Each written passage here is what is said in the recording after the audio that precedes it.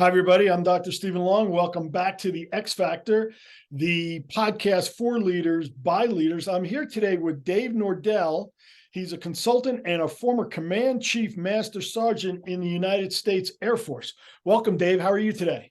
Hey, I'm great, Steve. Hey, I appreciate this. We were chatting a little bit before we got on here live, which was helpful. And you were telling me you taught at the academy, and I was looking at obviously a fan of anybody that wants to do this kind of leadership and kind of where you're taking things. But you taught at the academy, so you shape the minds of the people that have led our military for a long, long time, to include Scary, others.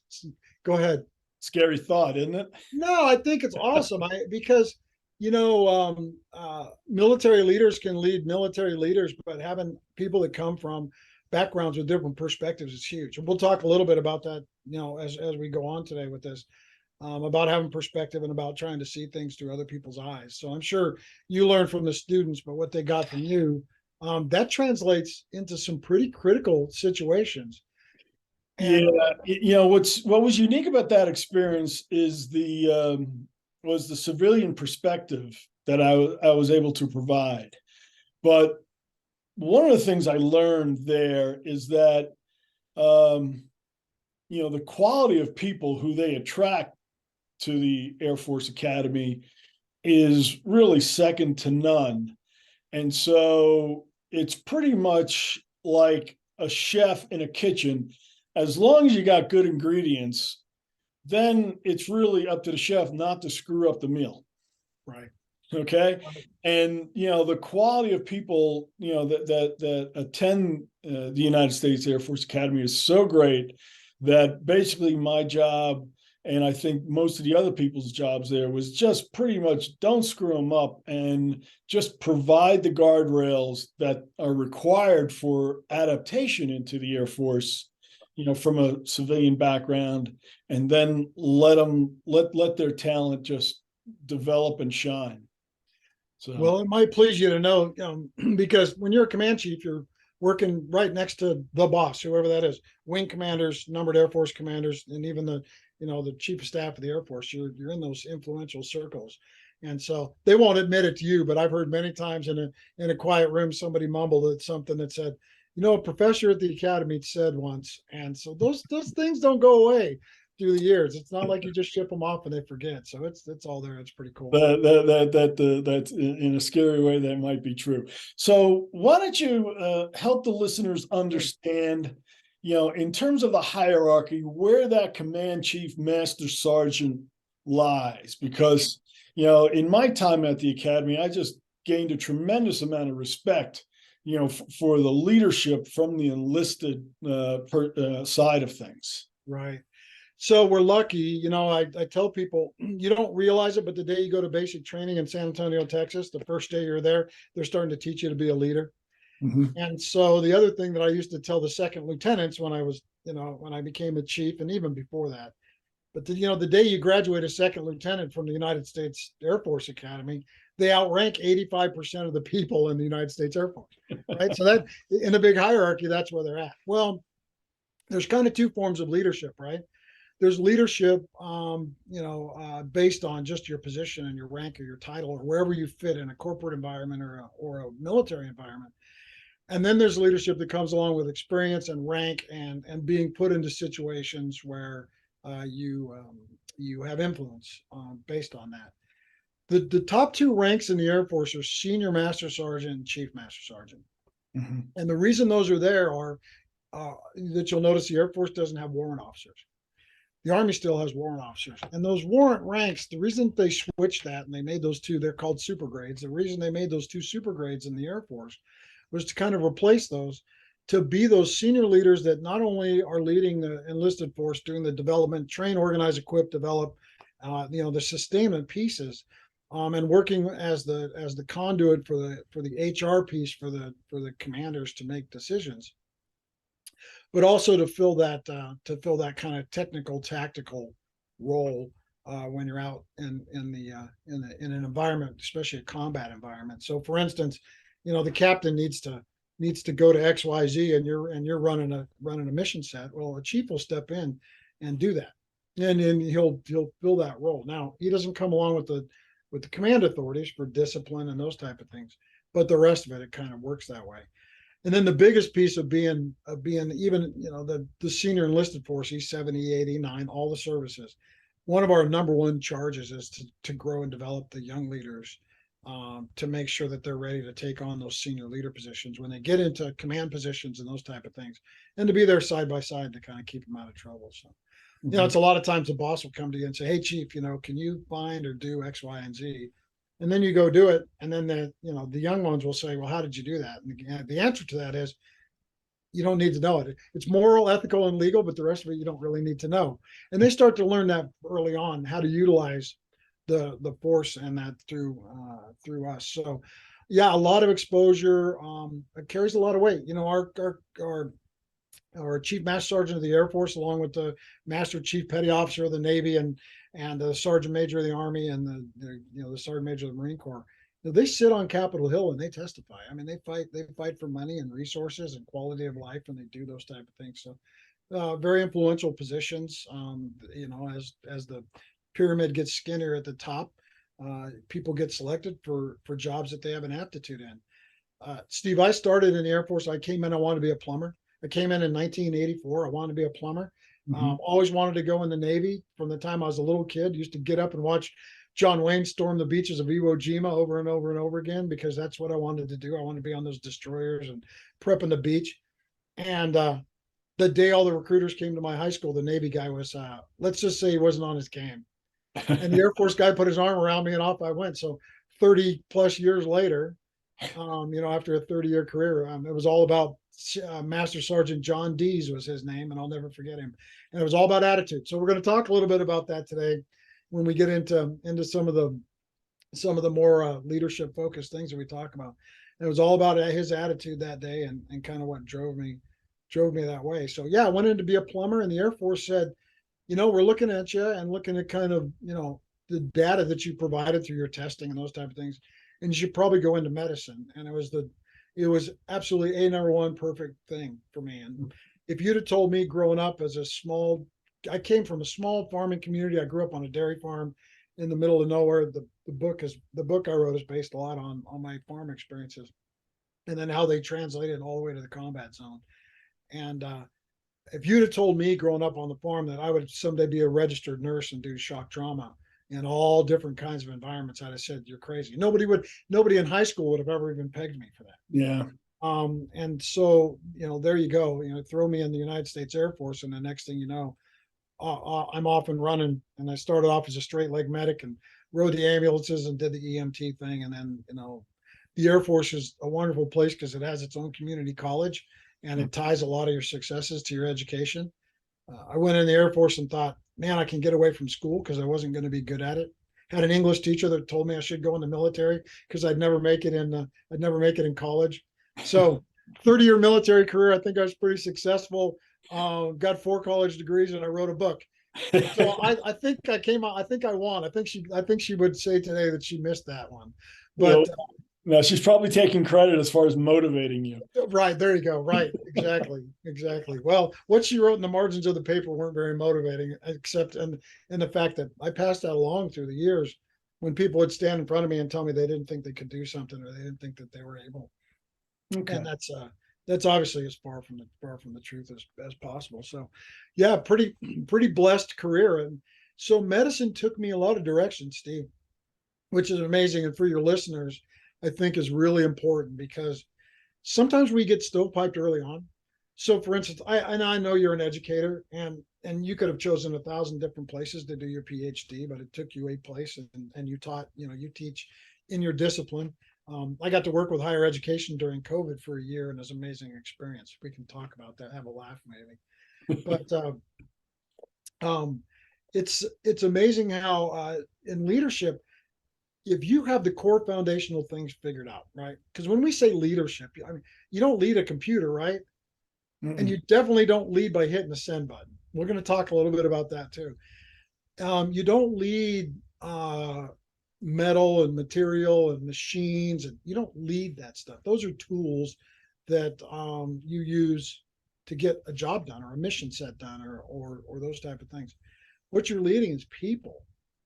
Mhm. Well, if anybody thinks that there's 12 ways, 7 hows, and 29 whys to get to leadership, they're, I think this is Dave's personal thing. I think you're crazy.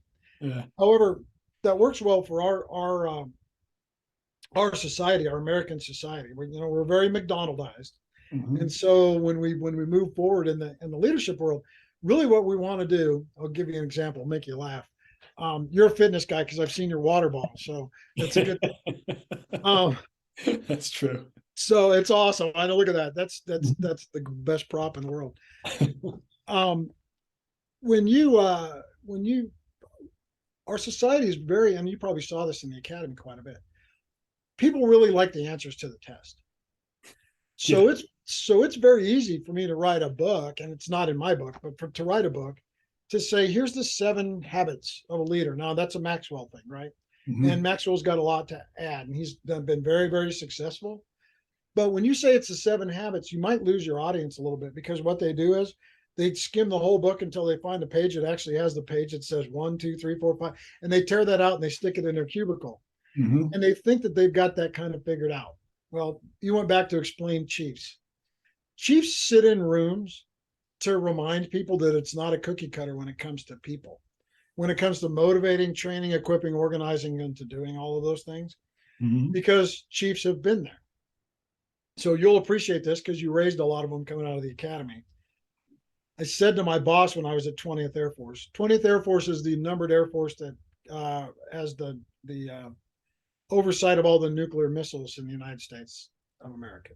Mhm. So, and I'm sure you keep up with your Air Force stuff. So if you want to talk about missiles offline, commander getting fired for indiscretions, and the cheating scandal, I was the chief through all of that. And I got to sit with Martha Radich and help my boss do the 60 Minutes interview that went with that. Okay. And when Martha Radich was doing the interview with General Weinstein, the work up to that, um, I will tell you that I was the guy sitting next to him. So, Okay. all right. Well, why don't you tell everybody, now that you're retired from the Air Force, what you're doing now and what you're all about? Sure. So, you know what, Steve, my computer locked up on this side, so I hope I don't lose you. If I do, can You're we good. jump back on? Yeah, you're good. Okay. So we'll just keep going until something goes wrong. So restate that question again. I got Sure. Why don't you just, now that you're retired from the Air yeah. Force, why don't you tell the listeners who you are and what you do? Yeah. So when I retired, I managed restaurants, managed 13 Subway sandwich shops for a year. Another leadership experience. We can talk about that later. No, now what I'm doing now is I'm doing some consulting work for healthcare on Mhm. the emergency management side of things. My graduate degree is in disaster and emergency management. So I'm the guy that tells you which way to drive out of town during the hurricane and what to do during COVID and those type of things. So and I do some of that consultancy work too, and obviously I'm really involved with the title of the book is Giving Back: Life and Leadership from the Farm to the Combat Zone. I'm really involved with a lot of people in that. In the Gen Z all the way to the geriatric millennials, and seeing if I can make an impact with them moving forward to kind of build better bosses. And I don't want to steal that. Building better bosses is a John Rennie thing, who's a great Navy guy that's out there kind of doing some similar stuff that I am. And he's doing it quite well. And so, just giving people an opportunity to build some leadership skills and to do those things. And I speak and I work, here in the community on boards and a nonprofit. Sit on a Technical glitch, but we're back here with Dave Nordel. So, Dave, why don't you continue telling people who you are and what you do? Sure. Like I said, Steve, I had a rock go through the window of my truck this morning, and now we had a technical glitch. So who knows what the rest of the day holds? But hey, we overcome. We'll talk about that a little bit.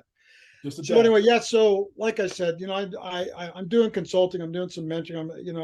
It sounds like I'm a little all over the map, but it's really about giving back. I'm in a situation now where I've had some wonderful nuggets from wonderful people, and been through quite a bit. I have people stop and say, did you really do all of that stuff? And I'd say, God, I wish I'd made some of it up, because there's a lot there, and as I write in the book, it's not. This is not a book about Dave climbing the mountain and winning the medal and being that guy. It's a book about it's real life stuff, and it's how I grew up and things I learned on the farm and how that's translated into my leadership life.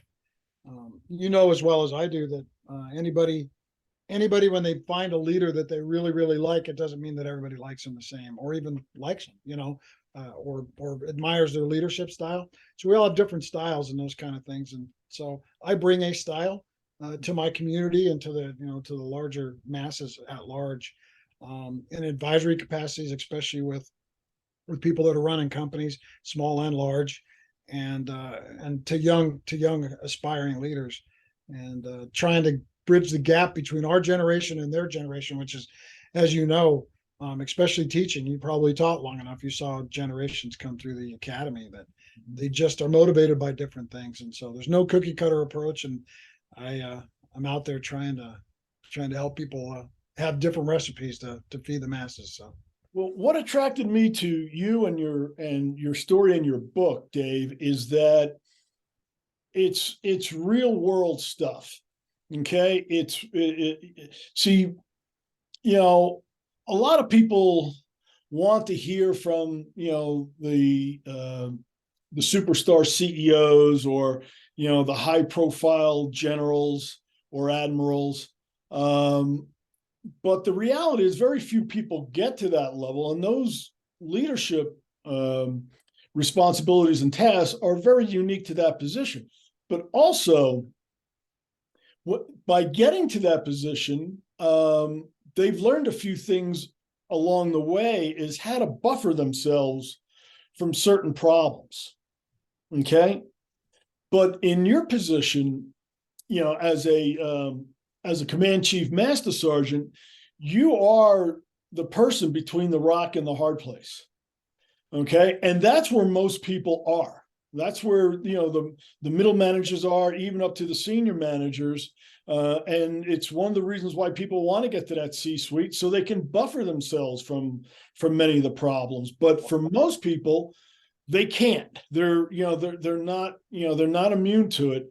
And so I think the lessons that you provide are just really important, because it's it's what most people are facing these days.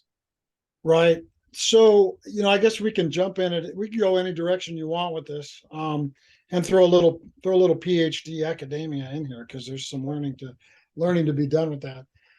Um, so there's some adages. I guess we can, I'll take this the way I think it should take foundationally. There's a couple of things. This is not mine. You've heard it before, but it's so true. Nobody cares how much you know until they know how much you care about them. That's absolutely job one.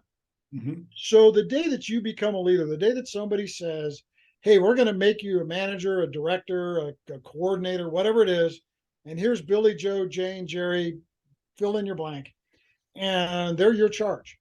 Mm-hmm. The life as you know it, as you knew it, stops. The life of, I get up in the morning and it's Dave's bed that gets made, it's Dave's clothes that gets put on, it's Dave's car that he drives, it's Dave's schedule that he does. I go from here to here and I do these. That's over. Mm-hmm. That is over. Your first cross check in the morning and your last cross check at night are your charges, Mm-hmm. because they're people. Mm-hmm. They're not. They're not. They're finely tuned gears in a German clock, Mm-hmm. and they have to be treated that way, because it'll last forever. Because the German clock lasts forever if you take care of it. If it gets its maintenance, it gets the things it needs. They're fine. They're not bread and gasoline. You treat people like commodities, and they exhaust. Well, that service component of leadership is absolutely required if that leader is interested in developing their people. If they don't care, then they won't service their people. But in today's economy, right, in this climate, what you call your charges, but the workforce in general, right, requires the leader to be actively engaged, right, in working with them. And that's what builds trust, right? That's what shows whether they're a good communicator or not, right? That shows whether the workforce contributions are being valued, okay, if they're being respected, if they're being heard, right? Without that service component, That's right, huge. all that goes down the drain. Huge. Yep. So you covered it. You covered a couple things. One is you said communication and you said heard, which are the same things. Exactly. However, the communication skill that we refuse to work on is listening and hearing. Yeah. I was terrible. I still give myself a C minus. I rarely give myself an A on anything because it just keeps me working harder. But so here's a story, because I'm a master storyteller, but my stories are different. They're not The Hobbit. My stories are real, no kidding Right. story. So, so I got selected as one of the 6 initial medics out of about 100 guys to go stand up the unmanned aerial vehicle program for the Air Force. So that's the beginning of the drones, right? From the drones of what we know today, this was the right stuff. We're out in the desert in Indian Springs, Nevada, putting windows back in vehicles and sweeping out old buildings and waiting on airplanes to start making this a weapon system. The guys were doing technical orders on working on the airplanes on legal pads with a pencil, and they would write a step in and they'd figure out, no, we want to do this, and they would erase it and they'd start it over and they'd staple them and hand them to the next guy, and that's how we did it all from scratch. So obviously, the majority of the support staff there were all kind of handpicked from the Air Force based on our accomplishments up to that point in time. So we were smart people, right? That had good ideas, and we were strategy people, no matter where we were. At the time, I was an E5 and had a lot of bright ideas, and I was a great transmitter. Man, stuff could get in here and come out, get in my head and come out of my mouth fast. It's good, and it was righteous, and yeah, I put some thought into it, but I was an over transmitter. So I go to a meeting with my boss. This is a strategy meeting for the unit, and it had a lot to do with human performance. And I was kind of the guy. It was my project. And I went into this meeting and I ran over the top of. I wasn't a chief then. I ran over the top of chiefs. I ran over the top of the boss because I just had my stuff and I needed to get it all out there. And I got it all out there and I slapped the table and puffed my chest out and we left the meeting. And my boss grabs me by the wrist. Great guy. So Roy Campbell retired as a senior master sergeant. He's from the hills of Kentucky, the eastern hills, a total hillbilly. I mean, the version of hillbilly. I mean, he didn't have indoor plumbing until like he was 18 years old. That kind. So coal miner's son. And he grabbed me and he said, "You are a really smart guy." And he goes, "And you've got a lot of really, really good ideas." And he goes, "And those ideas are going to get better as soon as you learn to shut your mouth." And so what happens from that? So I go back to the office. I feel bad for myself for a day or two. And then I took a 3x5 card. It's in the book. The title of the chapter is Listening on a 3x5 card. And I wrote the word listen in block letters and I stuck it in my left front pocket. And from that time on for years, I took that either literally or figuratively with every meeting. And when I wanted to over transmit, I would reach in and grab that card to kind of back me off. Still have to work on it today, to this day. Still have to. It's just counterintuitive to me. And so I have to work on it.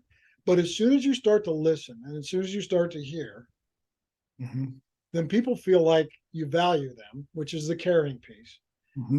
Then they start to share. And the amazing thing is then when you shut your mouth, then you find out where the cockroaches are, where the leak is, where the safety problem is. You start to find out all of this stuff. You want to talk about padding yourself in a CEO position? That's how you pad yourself. You pad yourself because I used to always tell the airmen, by the time you call me the chief to fix a problem, it is a 10 alarm fire. It is a whole mountainside involved in a major forest fire. I said, you guys are the ones that are there when the first ember strikes the first dry tinder. So if we don't have a communication chain where I know when that happens, then all we have to do is just stomp on it really hard and make it go away, versus having to call in all of these resources and try to, save the little bit of stuff that's not already burned down. So that's huge. So the next 2 levels of the adjunct of that, and that I write about, is knowledge is power. Now I'm going to stop there because every CEO or general officer understands that. If you know something that somebody else doesn't know, that is a very powerful thing. Right. You can maneuver in rooms. The halls of my youngest son worked in where he just finished. He's working for a nonprofit now, but he just finished working for a U.S. senator here in Montana, up on the hill. Mm-hmm. And he's 27 years old. He's amazing to listen to talk to how his mind works. But when you walk into rooms, having that nugget is a big deal. Mm-hmm. When you're leading people and you want people to stay in your organization, ride for the brand, right? Be bought in, ride for the brand, not be disengaged. You talk about keeping people engaged, having them actively engaged where they're contributing to the overall good of the organization. The knowledge that you have is only powerful when you share it. You Mm-hmm. have got to give that up, Mm-hmm. Steve. And this is where it starts to get complicated. And this is as a chief. What I was going to tell you before we got cut off is one of the funnies I used to do with the generals, and they've never heard it because it's an enlisted man thing. We used to call things gobies, general officer bright ideas. Mm-hmm. And that is the person that is so far removed from the actual tactical aspect of things. Mm-hmm. This is the guy or gal that moves the deck chairs around on the Titanic, and because it looks so nice, they keep telling themselves everything's okay. Because it's been so long since they put on a pair of rubber boots and gone 4 decks below and stood next to the guy working on the leak, Mm-hmm. and they don't want to do that anymore. And you're right. I heard that. I heard people say that. Chief, I've done that. I don't want to do that anymore. Mm-hmm. Well, sometimes in leadership, if the organization is not rock solid and you don't have all of those layers working properly, sometimes you do have to go back down. And I'm not talking about doing other people's jobs. Mm-hmm. Sometimes you need to replace people. I'm Yeah. talking about staying in tune enough where you don't lose the third dimension. Right. We lose the third dimension by hitting the send button. Yeah. Yeah. That lack of personal contact, and you know, when you're talking about that, communication, listening piece, uh, they're not just additive effects or even cumulative effects. There's exponential effects that not only are experienced between you and the person, or you and the team, but actually impacts the entire organizational culture. And so, when you have, people like yourself who are more willing, to listen, and what they're really showing, and demonstrating, is their humility, right? We're all arrogant and we're all humble, okay? And it's when we can slide over to that humble side of the continuum and actually put the follower first to see what they're all about and what they're going through, so we as the leader can serve them. What's been my experience is sometimes they're so shocked at that they don't know how to respond at first, but then they realize, well, wait a minute, this is somebody I can trust and actually talk about what I'm actually going through. Right. Right. Because as a leader, all we're doing is accumulating data, right? So we can help make the best decision, not only for that person, but for the group. So you remember I told you that we started to learn how to be leaders in basic training on day one, even though we didn't know it. Mm-hmm. So here's this story. This is in the book. So I'm sharing some of these stories are a little difficult. When I wrote this book, I'll tell you I had a tear in my eye on a few chapters. Some, especially when it got to some of the combat experience. But um, so remember, Dave Nordel grew up on a farm. I grew up in a brown community. I'm Portuguese. I'm a fourth generation Portuguese immigrant, and I'm the last Mohican in the family. Okay. So I'm the last one that all my lineage. Even my son went and got his DNA done. He goes, "I'm half Portuguese." I said, "No kidding. You didn't believe me?" He thought that that, but large Portuguese family. But I was raised just by my mother, and then the rest of my community was Mexicans, mostly immigrant Mexicans. So I spent a lot of time working in the fields with immigrant Mexicans and learning their stories. So hold that thought. Okay. So, but it came with all of the advantages of being on the farm and the things that I write about. It came with some disadvantages, and leaders always walk into any leadership situation with a handful of disadvantages. So we can look at disadvantages as being a man, being 20, not 50, being whatever it is, being tall, being short, being, having trouble with your weight, or having a foot problem, whatever it is, you have disadvantages and advantages when you walk into situations. So I walk into basic training, and I would say over half of my flight came from either upstate New York or inner city Philadelphia. Okay. I had jokes and words that I used that I would use at the kitchen table back home that I quickly found out were not good. And in fact, they floated the other way. So I'm making a bed one morning. They made me a student leader, so I'm a squad leader. So now I'm in charge of 12 guys. I've been in the Air Force for 5 minutes, and I'm in charge of 12 people. Think about that, Yeah.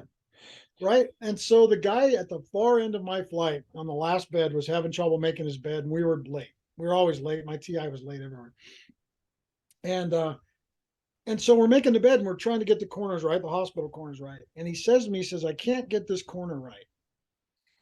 And I turned around, and in my country vernacular, I said, "Blank rig it." And it wasn't jerry rig.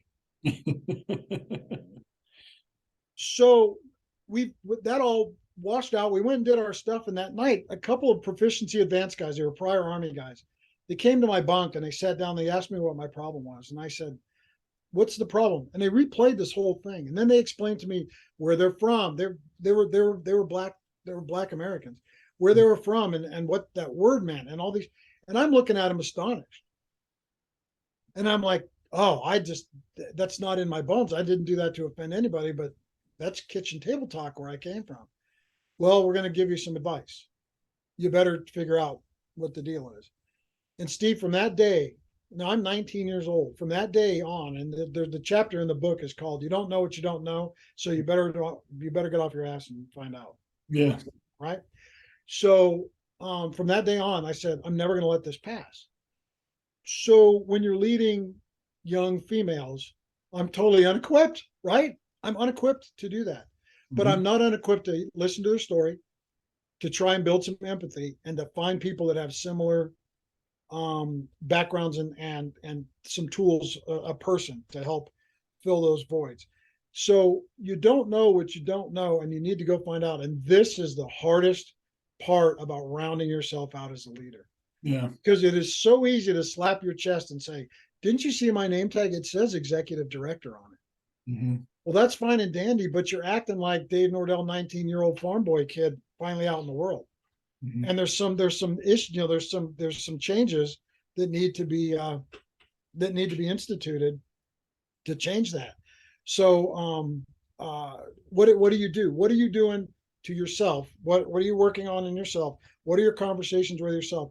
And are you courageous enough to put yourself into situations that are scary, uncomfortable, and put you at a disadvantage? Are you able to do that? And so there's a certain level of that type of vulnerability. And then the other vulnerability is you got to be able to tell your story, because none of us went straight to the top. Mm-hmm. None of us have had perfect relationships. I've been married once before. I have jokes that I tell about that, and they're appropriate jokes. They're not awful. But the thing, it was a huge learning experience for me. Mm-hmm. And I'm not just going to let that go and hide it and not share that. So when somebody's having a relationship experience, I usually share that with them, and other things, and some of this stuff is in the book. So what did I cover there? I covered courage, right? Mm-hmm. And I also covered this ability to build this empathy. Mm-hmm. And when you talk about putting a buffer in there, some of these buffers, Steve, and this is Dave talking, some of these buffers are not wanting to do that Right. because it's the messy part of leadership. Well, what I've learned is ineffective leaders focus on the known knowns, on what they know. Right. Mediocre leaders take a step and they focus on the known unknowns. Joe Okay. Harry, Yeah. Joe Harry's window. Okay. But then there's the truly humble leader, the servant leader, right? Who's focusing on the unknown unknowns, right? Willing to be vulnerable in front of their team and say, "No, you teach me because I don't think I know this." Right? And so that's but trust and respect, communication, all of that now start to blossom, and that's where you really get to become a really truly effective leader, one who can actually affect change. Right. When I was telling that story, I could see on your nonverbals, it makes you uncomfortable.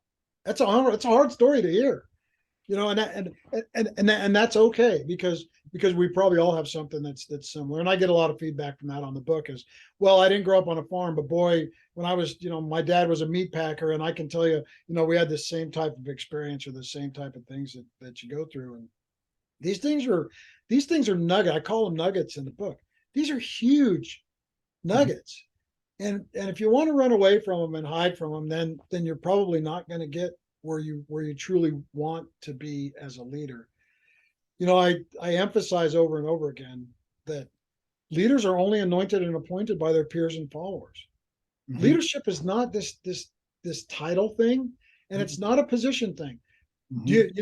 You did a great job of just describing Johari's window, right? So, and that, but when you talk to people about that, they get really inquisitive. I've been teaching a lot of that. They want me to come and teach it. It's a very simple concept. Mm-hmm. Have you ever heard the it's another farmer thing. Have you ever heard the saying turtle on a fence post? Oh, that is just that. I gotta tell you why I left, because I work very closely with the Air Force Academy football team, and Oh, nice. the coach at the time was Fisher DeBerry, a Hall of Fame coach. Yeah. And when I get together with those football guys, that's the story they remember. The turtle on the fence post. And at the time, they couldn't understand how, why is he talking about a turtle on a fence post? They're, 19, 20 years old. But now, right, 25 years later, that's the story that resonates with them. Yeah. Well, because look what they're doing. Mm-hmm. They're leading flying units. They got high safety areas, those type of things. And once you know that, you can tell the story, I can tell the story, because your listeners, there's got to be somebody out there that doesn't know what this is, and they can look it up. It's pretty easy to find. Mm-hmm. But think about knowing that story at the age that you're telling it, and then being in the position. It would make me feel pretty yucky. I would be looking around going, I hope they don't think I'm a turtle on the fence post. I got to deserve, I got to have the capability to be up here, right? I've got to belong, and nobody should feel sorry for me and feel like they need to get to help me down. So, yeah, I mean, that's a big deal.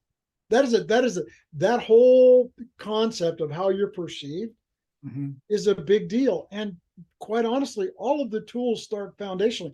You don't.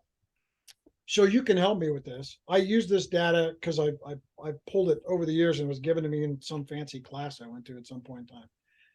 The average age of the American person that is in a position of leadership. Now, notice I didn't anoint them as a leader, but they're in a position of leadership. The average person gets their first formal leadership education or training at 42 years old. Oh, that's a little late. Well, it's way late. They are probably in a directorship after having 2 manager jobs. Yeah, it's a little late in the game. And it's amazing when you talk to the people that haven't had that, right? That haven't had any of that. You talk to them about situational leadership and job matching and the basics. I mean, the very low level basics of how to do these things and the stuff that we're talking about.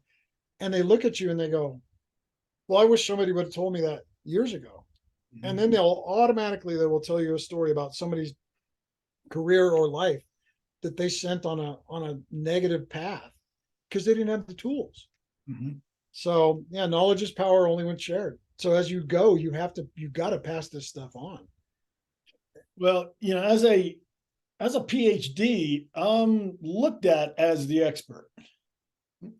And because of that, some PhDs take that as, situational power, right? Just like somebody with a title in an organization.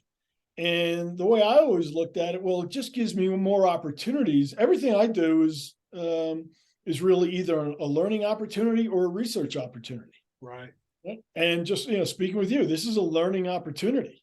So if, when leaders take that mindset, adopt that mindset, is every interaction that they come across, whether it's below them, above them, beside them, or outside of the organization, Then basically they're practicing humility, and because of that, that's when they're able to learn, and then basically take that data, and assimilate that data and synthesize it into what they already know, to see if it actually checks out or how it actually conflicts.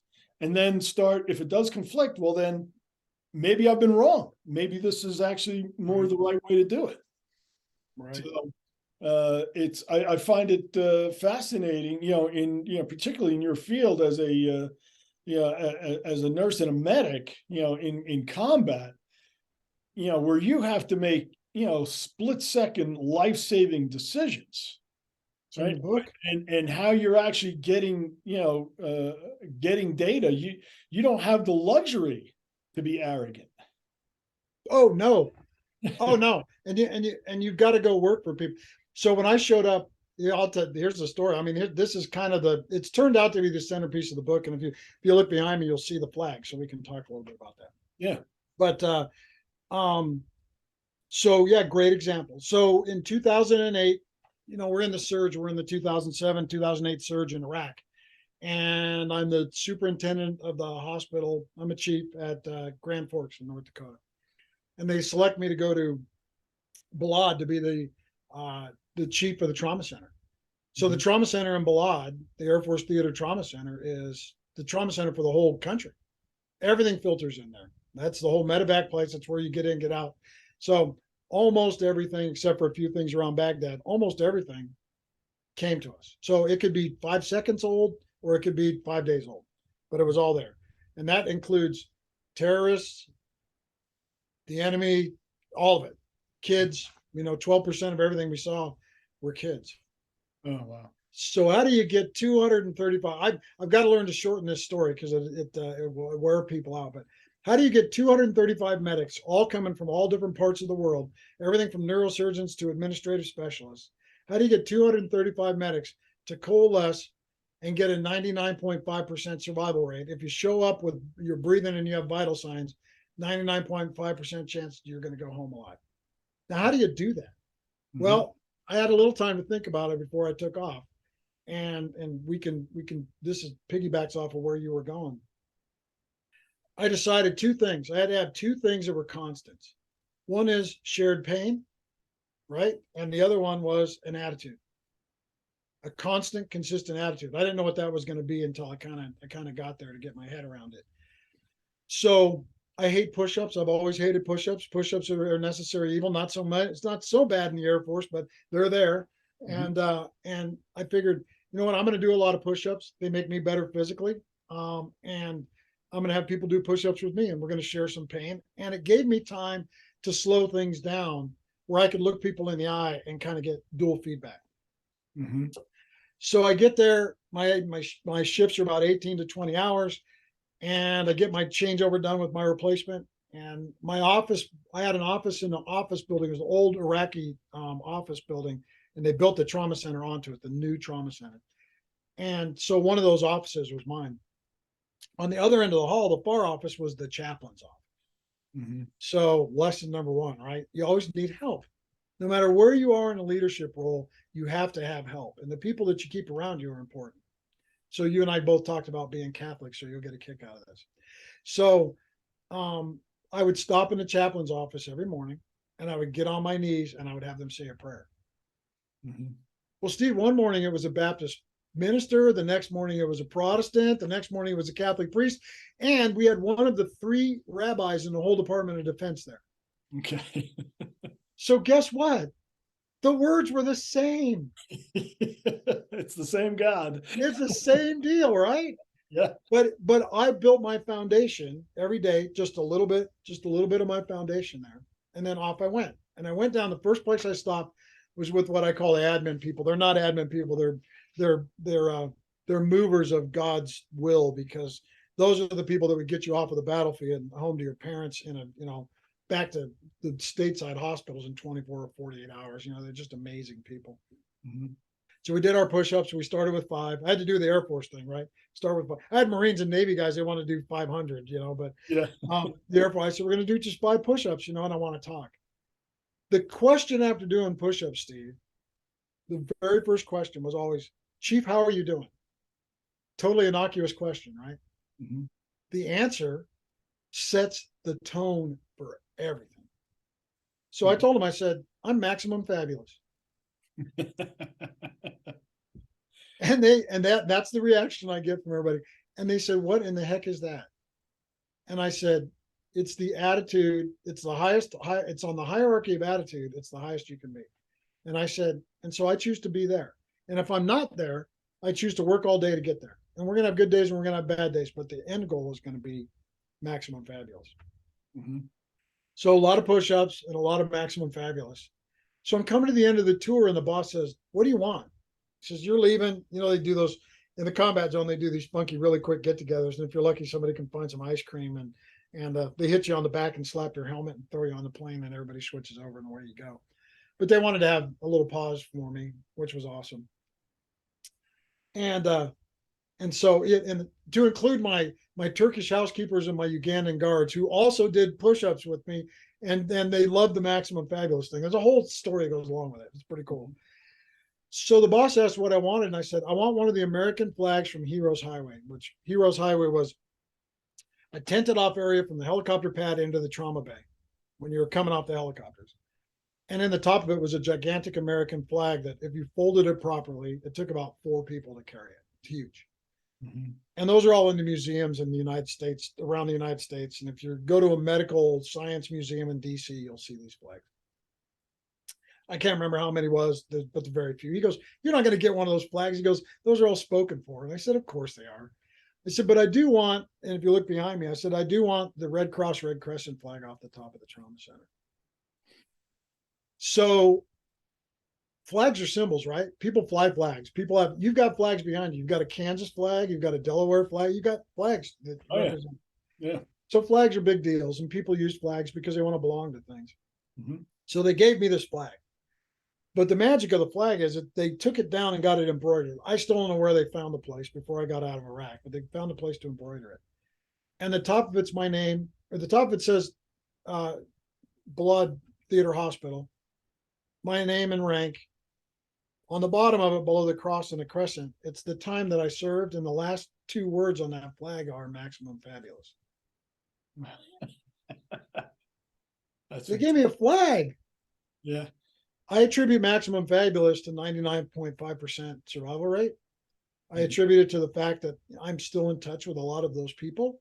I attribute it to the fact that even though all of us have probably left there with some level of PTSD, that they're healthier and in a better place because of that.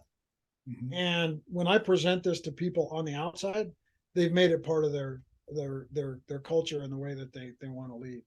So how you walk into an organization, no matter what level you're at, if you lead people, you're responsible for people, what comes out of your mouth is powerful. Yeah. Your nonverbals are probably just as powerful. And so when you talk about strategic leadership, so laying in something, maximum fabulous being my thing for the time that I was there. If we talk about that, and then you talk about how you're perceived by your subordinates, the people that are working for you and with you, how you're perceived, boy, how you carry yourself. The worst times I've ever had as a leader, Steve, was when my attitude got bad and my nonverbals got crappy. Yeah. And so you talked about football. So I'm a Dolphins fan. So I watched the game this weekend. All right. Well, they beat Houston up pretty bad. They were up 30-0 at halftime. I didn't watch the Dolphins anymore. I watched the Houston players. Yeah. Because that's a suffering organization. And I was trying to catch cues and to learn off of that. Yeah. And to see the frustration. So as a leader, you can lay that in. And if you do it with any level of consistency, that's it. That's the attitude of the organization. Well, one of the things that I've learned, as a psychologist, is that pain and fear are the primary obstacles and inhibitors to growth. And when you talk about maximum fabulous, really anything less than that, pain and fear creep in. Okay. And so, when you share with me that, when your attitude, went downhill, Well, that's because there was some kind of pain or some kind of fear. And when you started off the conversation, say, "Well, I hate doing push-ups," right? They're painful, right? But you do them anyway. Okay. And so why don't you just share with the listeners about that transition? Is that when your attitude was, less than maximum fabulous, Right. what did you confront? How did you confront it? And then how did you overcome it? Was it pain or was it fear? Or was it a combo of the two? Right. So I will tell you that the biggest struggles I've had with less than maximum fabulous usually had to do with the leader. But when you feel leaderless in situations that are unstable, combat being one of those, Mhm. then fear and pain creep in immediately, right? So, Mhm. for instance, you remember. So let's use this as an example. A guy scores a winning goal in a soccer game to win the World Cup. That's going on right now. That's Wins right. it right, but as he's kicking the ball into the goal, the guy slides into him and he spikes him right in the middle of the chest, and he's laying there. And the announcer says, if he had missed it, it would hurt more tomorrow.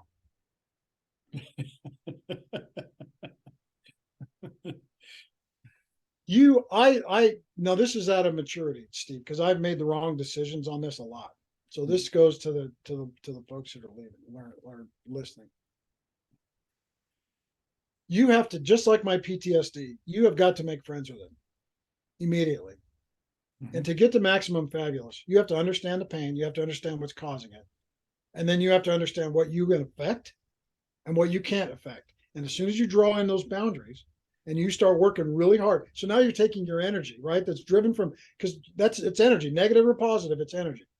So now, if you're going to channel this energy, how are Mhm. you going to channel it?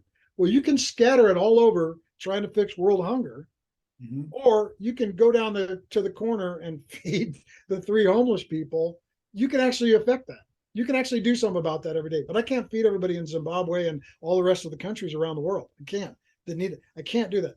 But if I use up all of my energy trying to do all of that, I become ineffective. So when you have pain and you have um, a less than good situation, or an attitude that's driving negativity, you've got to figure out what that is. You got to figure out what energy it's driving, and then you need to change the polarity on the energy Mhm. and keep it within your boundaries. So Yeah, how's that for, I'm not a psychologist, but no, but but the term polarity is exactly correct. Is that we're each and every day we have a finite amount of energy. Right? They're called energy pools, and we'll draw from them either effectively or ineffectively. And when we're on the negative polar side of it, is that we're spending as much energy avoiding our pain and our fear than people who actually have an effective mindset where they're spending the exact same amount of energy, but they're confronting, not only confronting that pain and fear, they're actually seeking it. They're actually seeking the pain and fear because that's where the growth is. And so if when people understand is that we're dynamic organisms and that we're either getting better or we're getting worse, that's where that really unique person steps into the limelight, because now they're showing they're truly different because they're seeking pain and they're right. seeking fear. So can I add to that? And I'm his name's going to slip my mind, and if I say it, you'll know it. He's a motivational speaker. The Air Force has him around all the time. Um, oh shoot. Anyway, he talks about, he went to the University of Utah, was a football player, was probably going to get drafted to the NFL, had a catastrophic injury his senior year, and couldn't play football anymore. And it blew up his whole life because he was that guy. He was the superstar athlete. He was on top of his game, so on and so forth. Had the ego that kind of went along with it, and had to do a lot of relearning, and kind of got reshuffled into society. But he talks about, because I want to add to that, because this is very important, especially for those of us out there. We're losing 22 veterans a day to suicide, and PTSD that is part of that, not all of it, but it's Mhm. part of that.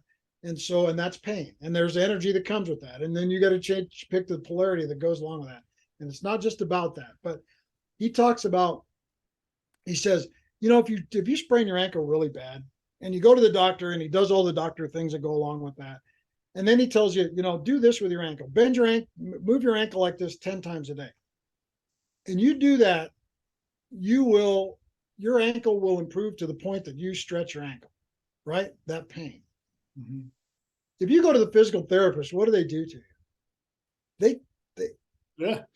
I they, just spent 6 months with a physical therapist. They and get you right to the pain. yes, right. Yeah. And they take you right to the pain, right? And they work you through that. And they don't give you a lot of sympathy, especially in the beginning. They have no sympathy for you No, they because want the they want the pain because the pain is the pain. But you would never get there by yourself. You have to have that person. Mhm.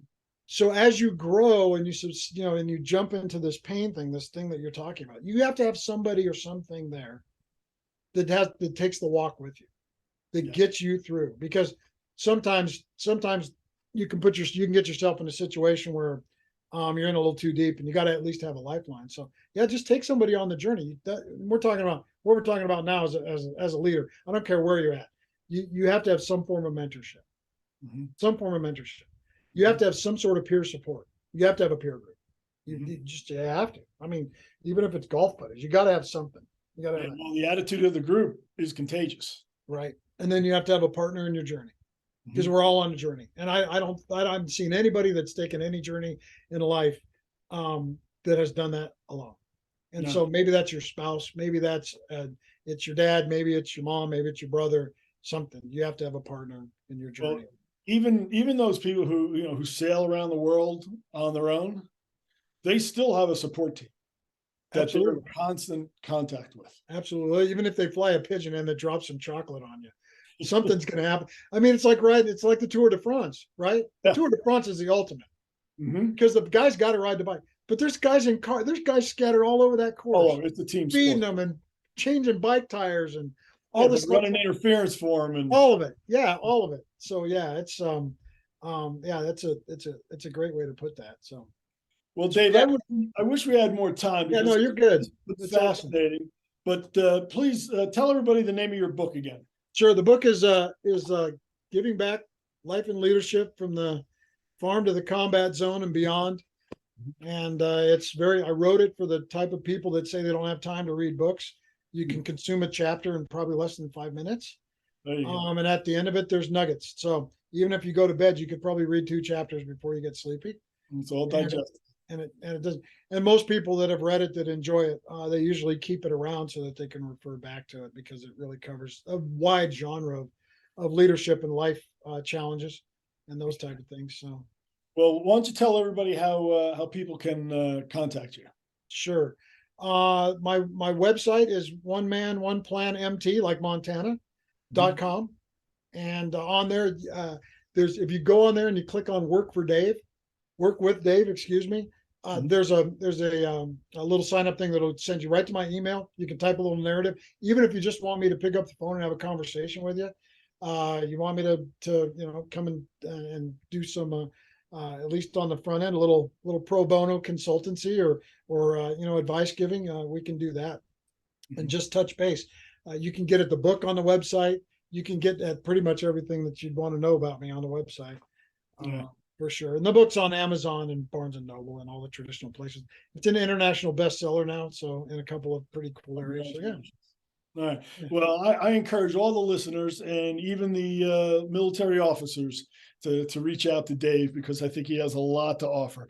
So, again, my name is Dr. Stephen Long. This has been the X Factor.